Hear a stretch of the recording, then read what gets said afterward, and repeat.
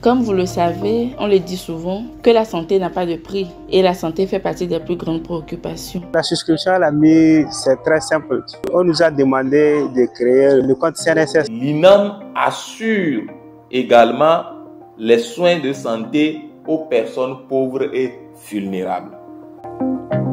Dans notre précédent épisode consacré à l'assurance maladie universelle AMU au Togo, nous avons exploré les fondements de ce dispositif révolutionnaire et son impact en tant qu'innovation majeure pour le système de santé dans le pays. Aujourd'hui, nous plongeons au cœur de la réforme en détaillant son cadre opérationnel. Comment souscrire à l'AMU? Qui peut être éligible? Quelles sont les étapes à suivre pour bénéficier à ces avantages? Autant de questions essentielles auxquelles nous répondrons dans ce nouvel épisode. L'assurance maladie universelle est un système de couverture santé qui est ouvert à tous les citoyens sur toute l'étendue du territoire national. Au Togo, l'initiative est dans sa deuxième année de mise en œuvre. Il s'agit d'un programme introduit dans le secteur de l'assurance maladie dans le pays. Tout citoyen, avant de bénéficier de l'AMU, doit faire sa souscription. Mais avant, une question se pose. Qui peut être protégé par l'AMU? Autrement dit, qui peut être éligible à l'assurance maladie universelle? Chez nous, au Togo, il y a deux organismes gestionnaires, l'INAM et la CNSS. L'INAM est l'organisme gestionnaire qui assure l'assurance maladie dans le cadre de l'AMU aux fonctionnaires, agents de l'État et les retraités. L'INAM assure également les soins de santé aux personnes pauvres et vulnérables. Donc, vous aurez dans le panier de l'INAM les fonctionnaires et retraités, les pauvres et les personnes vulnérables. La CNSS travaillait déjà avec le secteur privé, formel ou informel, et leur offrait déjà des prestations sociales.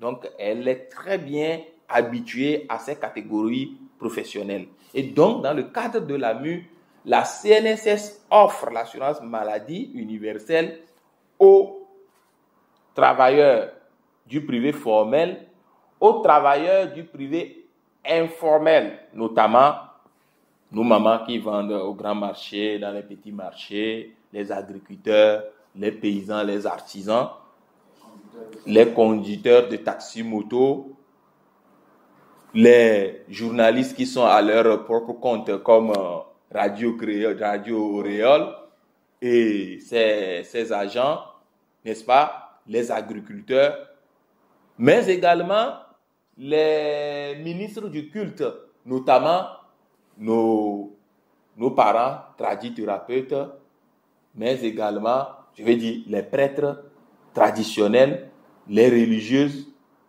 les prêtres, notamment chrétiens, les imams, les pasteurs.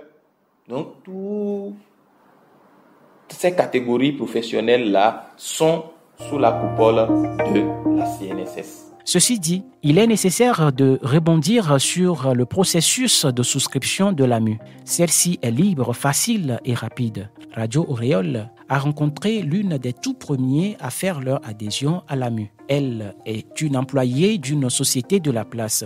Elle a accepté nous en dire plus, mais dans l'anonymat. Comme vous le savez, on le dit souvent, que la santé n'a pas de prix et la santé fait partie des plus grandes préoccupations. Si tu as des soucis de santé, tu ne pourras pas répondre efficacement aux obligations professionnelles. Au même moment, pour se soigner, il faut parfois avoir des moyens financiers. En tant qu'employé déclaré à la CNSS, je suis dans l'obligation de souscrire à l'AMU, vu les avantages présentés. J'ai souscrit à l'AMU il y a de cela 1 an. D'ailleurs, je fais partie des premiers bénéficiaires de la carte AMU. La situation mise en place actuellement, c'est de juste faire la mise à jour dans le système. Dans le cadre de l'AMU, le pourcentage qu'on me prélève est de 5% chaque mois sur mon salaire brut. Une fois la carte établie, vous devenez automatiquement bénéficiaire de l'AMU et l'obtention de cette carte met fin au processus de souscription. Mais l'autre question qu'on peut également se poser est celle-ci. Quand peut-on jouir des avantages de cette assurance? Il faut souligner avant tout que l'assurance maladie universelle repose sur le principe de la solidarité. Autrement dit, les cotisations que chacun des souscripteurs se fait prélever bénéficient à tous. Elles visent à réduire les inégalités d'accès aux soins de santé. La solidarité suppose que nous sommes tous mis ensemble, les bien portants, ceux qui sont malades, les jeunes, les âgés, les nantis, les moins nantis. On se met tous ensemble et on fait en sorte que nous mutualisons nos moyens en fonction du revenu de chacun et faire en sorte que, à la sortie, chacun puisse accéder à ce soin de santé en fonction de son besoin. Et puis le principe qui va avec, c'est la mutualisation donc du risque et des moyens. C'est-à-dire, nous mettons ensemble nos moyens. Le directeur général, l'agent de sécurité, le paysan, l'artisan. Donc, tous nous mettons ensemble nos moyens dans un dispositif commun qui va délivrer donc cette couverture à chacun de nous en fonction de son besoin. Et puis, il faut aussi relever, sans oublier, que c'est un dispositif qui comporte 2 volets. Il y a le volet contributif pour ceux qui ont des revenus, ceux qui travaillent et qui ont des revenus. Ils doivent cotiser préalablement dans le système.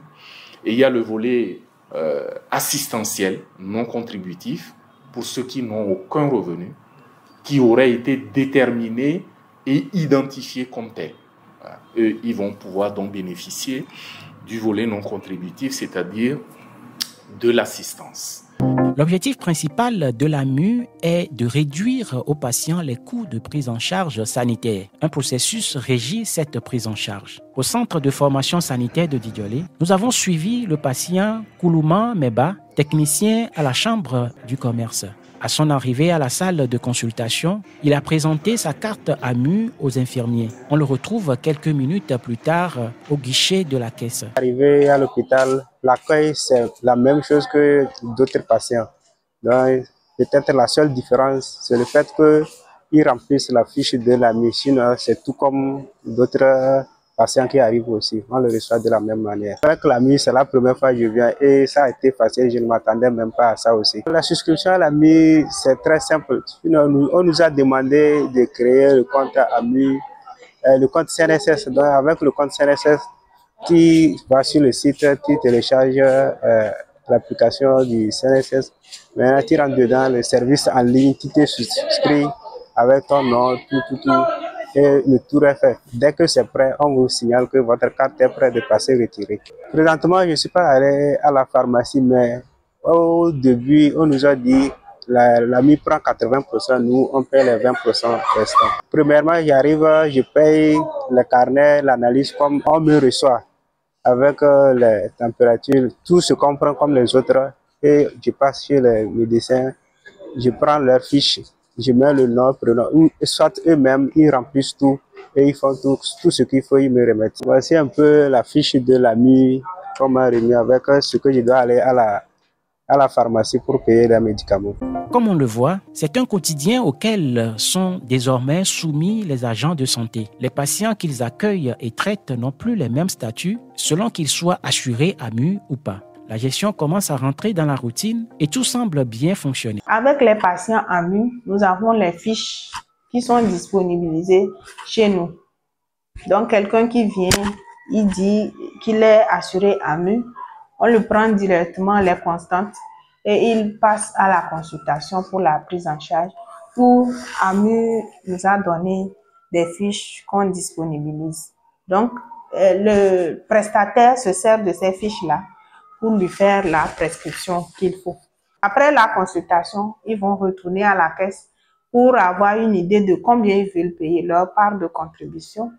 Et après la caisse, ils vont à la pharmacie pour prendre les médicaments et bénéficier des soins qu'il faut. Donc, c'est un peu ça, en gros, le circuit du patient assuré AMU qui vient chez nous.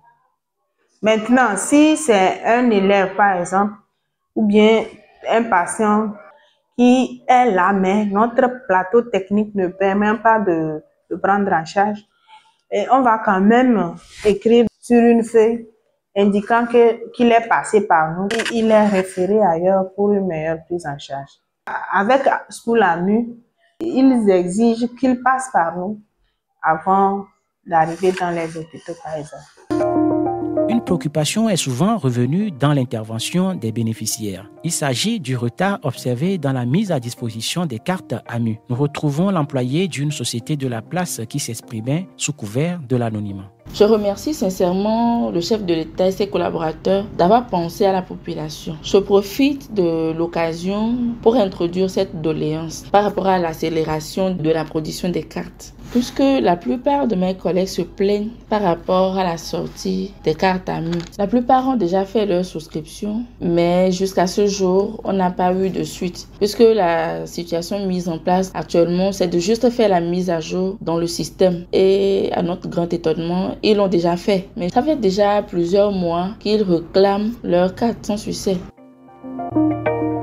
Mesdames, Messieurs, merci de nous avoir suivis. On vous retrouve la prochaine fois pour la suite de nos épisodes qui seront consacrés à l'opérationnalisation de l'assurance maladie universelle au Togo.